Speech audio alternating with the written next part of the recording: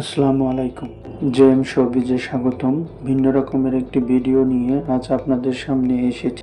আজ 18 জুলাই 2005 সালের এই দিনে মাত্র 68 বছর বয়সে মারা যান কিংবদন্তি চলচ্চিত্রকার রহমান। অনেকেই যাকে এদেশের উত্তম কুমার নামে ডাকত। তার স্মৃতির উদ্দেশ্যে তাকে সম্মান জানাতে আমার এই ক্ষুদ্র প্রয়াস।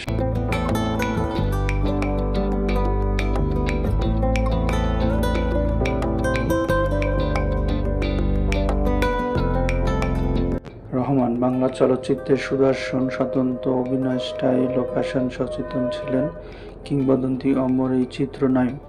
তার পুরো নাম আব্দুর রহমান। 1937 সালের 27 ফেব্রুয়ারি পঞ্চগড়ের আটোয়া উপজেলার হাসিয়া গ্রামে জন্মগ্রহণ করেন। 1968 সালে শাহবাগ হোটেলে রিসেপশনিস্টের চাকরি নেন।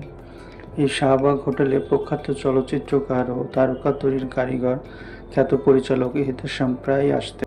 এর ফলে রহমানের সাথে তার ঘনিষ্ঠতা বাড়ে এবং এহতেশাম রহমানকে এদেশ তোমার আমার ছবিতে অভিনয়ের প্রস্তাব দেয়। এদেশ তোমার আমার ছবিতে রহমান ছিলেন প্রতিনায়ক, নায়ক নায়িকা ছিলেন খান আতা ও সুমিতা দেবী। এদেশ তোমার আমার ছবি মুক্তি পায় 1959 সালে। ছবিটি হিট হয়, একই সঙ্গে রহমানের অভিনয় প্রশংসিত হয়। এরপর আর তাকে পিছনে ফিরে তাকাতে হয়নি। একের পর এক হিট ছবি উপহার দিতে থাকেন।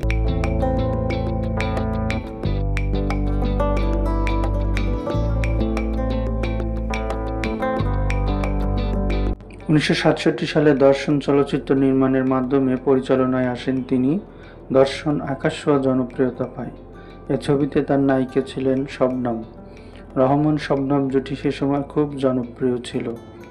রহমান পরিচালিত উল্লেখযোগ্য কয়েকটি চলচ্চিত্র হল মিলন, কঙ্কন, জাহাবাজে সেনাই, নিকা প্রভৃতি।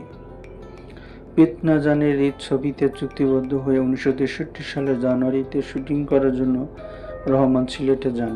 এই ছবিতে অভিনয় করতে গিয়েই পা হারান তিনি। দিন সিলেটে গাড়ি চালাচ্ছিলেন আফজাল হোসেন, পাশে মহসিন নজরুল বাসা। রহমানের একটি পা ছিল বাইরে। মুরারি চাঁদ কলেজের সামনে আসতেই একটি ট্রাক এসে রহমানের এক পা কেড়ে নিল। তারপর নানা দুঃসময় পেরিয়ে তিনি এগিয়ে যান।